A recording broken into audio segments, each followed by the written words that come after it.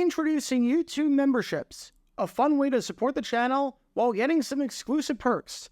Click the join button to become a member now and get benefits like badges next to your name on videos, behind-the-scenes photos, advantages during the live trivia game, discounts on merchandise, private one-on-one video chats, the ability to request future video topics, and exclusive 8 to 10 minute videos on the history of the NFL.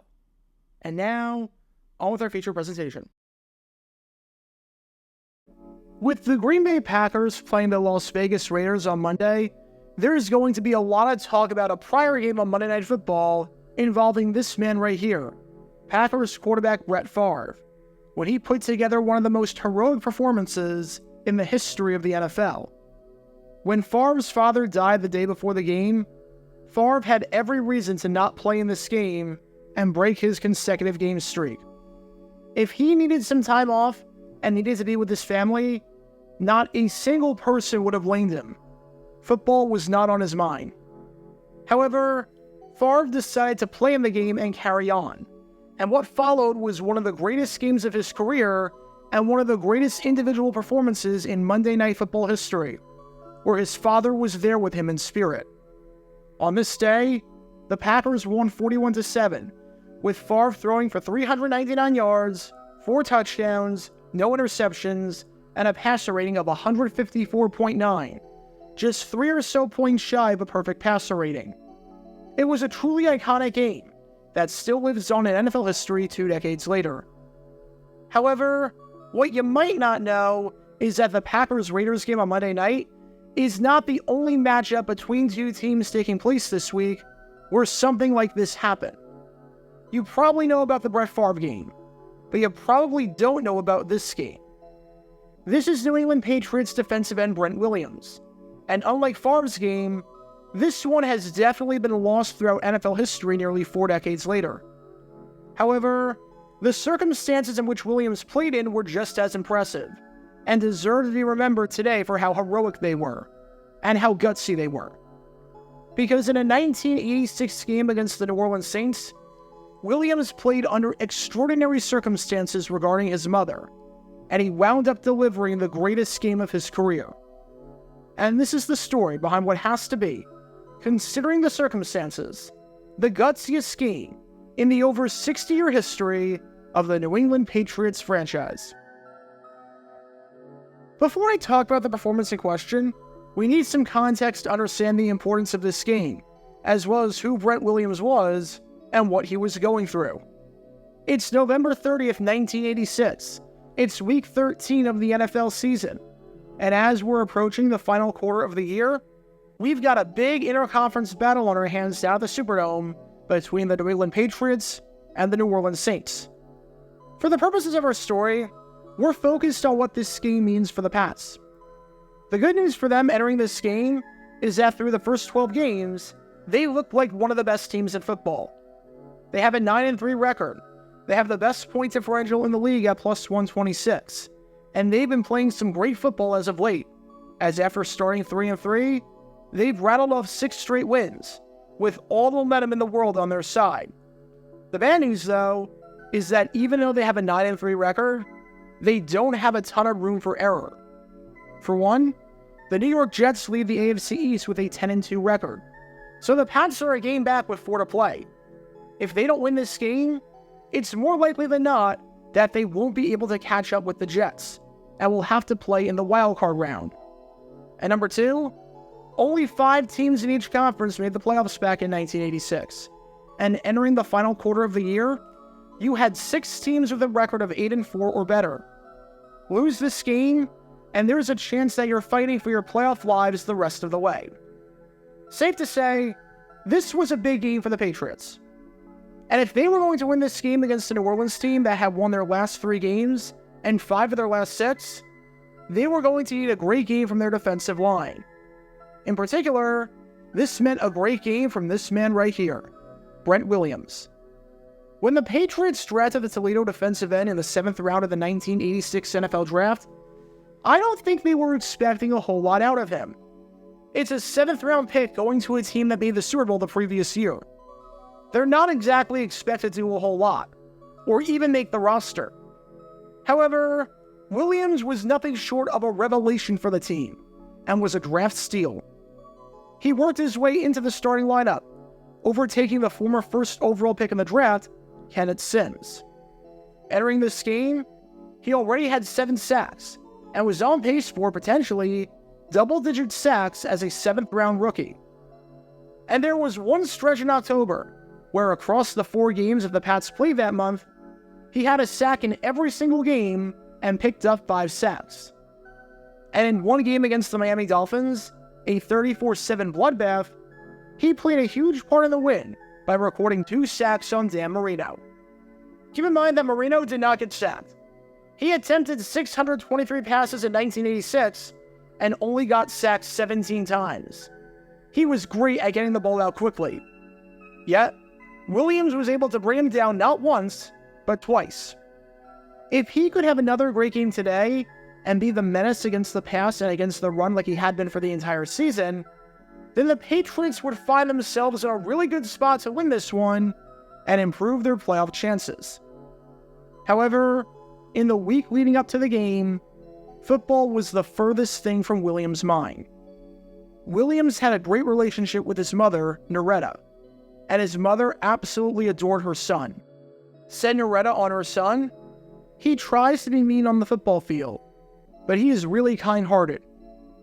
And Noretta worked her entire life as a postal worker, working in that profession until she physically could not do it anymore. Williams grew up in Flint, Michigan, which was considered one of the worst cities in America. Williams said that Flint was the murder capital of the world for a few years, and he remembered guys starting gangs to fight. But thanks to having a great role model in his mother, he made it out, and he had an incredible career and became an incredible person. And just minutes after every game ended, as soon as all the regular post-game obligations were done, Williams would find a payphone and would call up his mother to talk. His mother was, from all accounts, the backbone of his world, and was the most important figure in his life. But by this point in 1986, Noretta had become awfully sick. In July, right as Williams was about to go to training camp and join the Patriots, she suffered a stroke. And while she was seemingly able to recover from that, and seemed to be doing all right, at the start of November, right before the Patriots were set to take on the Falcons, she suffered another stroke.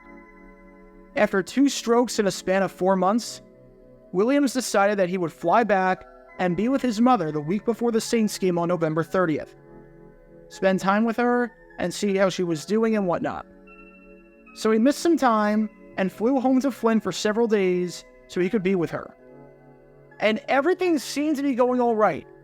He spent time with her and then flew down to New Orleans to join the team on Saturday in preparation for the team's game on Sunday. And that's when tragedy struck. Because the day before the game, as Williams was back in New Orleans just moments after seeing his mother, he received some terrible news. His mother suffered another stroke, as in her 3rd stroke in 4 months, and her 2nd stroke in November alone. And with this one, unfortunately, she would not be able to recover, as this stroke left her in a coma. It seemed like that moment that Williams spent with his mother was the last time he would see her alive.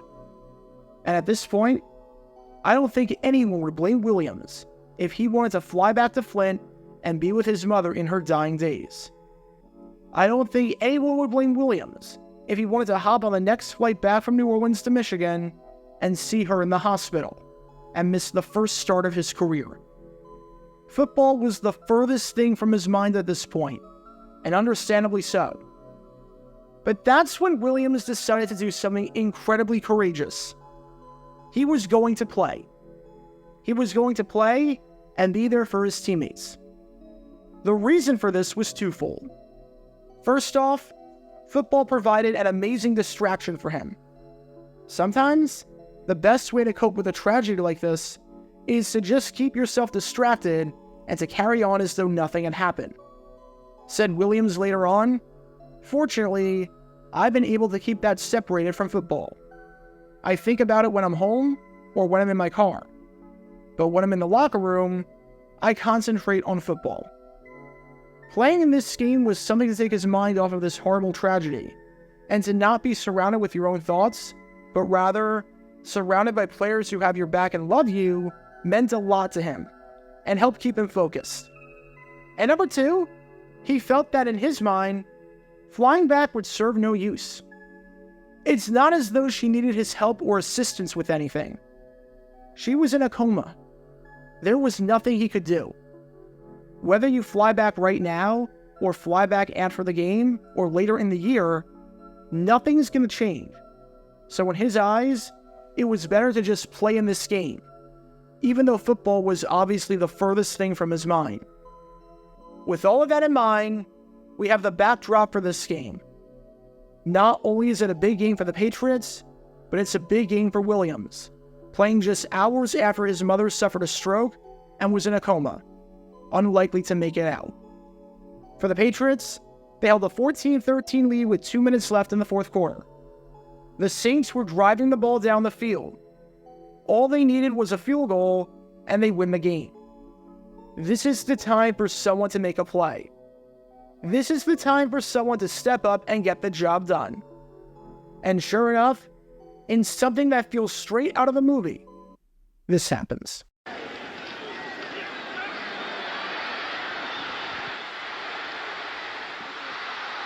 And it's ruled a fumble. Touchdown, Brent Williams. I don't believe it. Brent Williams on the 5th fumble of the afternoon. As Ian Dark says, you could not write a script like this. This was the first touchdown that Williams ever scored in his career, and over his 11-year career, he would only find the end zone one more time. His first touchdown was the game-winning play, making it an insurmountable 8-point deficit for the Saints, since the 2-point conversion did not exist back then, and the Patriots won by a final score of 21-20. His first touchdown ever came in the wake of his mother suffering a stroke and going into a coma. Said Williams on the fumble recovery touchdown, "I was just at the right place to pick it up." And it's a good thing that he was, because that touchdown, simply put, won the game, and all but guaranteed that the Patriots would be playing in the postseason. And he did it under those incredible circumstances. From his mother suffering her 3rd stroke and going into a coma, to scoring the game-winning touchdown in a 24-hour stretch. From tragedy to triumph. Unfortunately, Williams' mom, Noretta Roberts, passed away shortly thereafter. When exactly she passed, I'm not sure. A 1990 article on Williams said that she passed in 1986, but a January 1987 article, taken while the Patriots were still in the playoffs, said that she was still alive, albeit in a coma. But what we do know is that whenever she died, whether it was December 1986 or January 1987, it wasn't that long after the incident, and she spent her final days in a coma. Absolutely heartbreaking stuff. But I think I speak for everyone when I say that for Williams to do what he did in the game between these two teams behind me right here, considering those circumstances, was absolutely incredible and absolutely remarkable. Like I said before, Williams had an 11-year career in the NFL and was a very good defensive end for a long period of time. He was a phenomenal pick. 8 of those seasons were spent with the Patriots, and he started 101 games with the team, including every game in 1986 as a rookie and every game from 1989 to 91, and he recorded 43.5 sacks across those seasons. He was 6th all-time in franchise history in sacks by the end of his tenure in New England, and is still inside the top 10 to this day. But no play and no accomplishment of his career was bigger and more meaningful, considering everything he was going through, than the touchdown he had to win the game against the Saints in 1986. Because on this day, even though his mother was in a coma, and even though his mother wasn't here to watch it, she was with him every step of the way. Get your official Jaguar Gear 9 merchandise by going to jj9shop.com, and be sure to like and subscribe, as it really helps the channel out a lot. Join me every Wednesday night where we'll play NFL Trivia for cash prizes at 9 p.m. Eastern over on Twitch. To learn more about the history of college football, subscribe to Jaguar Gator 8. To learn more about the history of Major League Baseball, subscribe to Jaguar Gator 7. Also, special thanks to all of our Patreon supporters for helping out the channel. Your support is greatly appreciated. See how you can become a patron and request future video topics in the description below.